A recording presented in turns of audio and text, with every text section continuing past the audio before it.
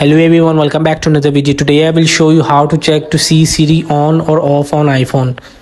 So from here you will just have to move to the phone settings. So just simple tap to the settings, and from here you will just scroll down to find a Siri search option. So you will just tap to Siri search. Once you will be tapped to Siri search, and you will be see the options of turn it on or off.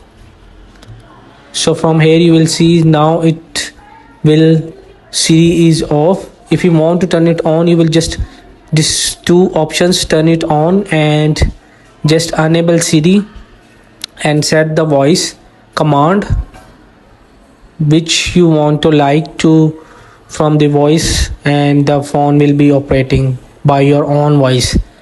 Siri is actually meaning. So hope this video helped you. Please don't forget to like and subscribe and get notified for more videos.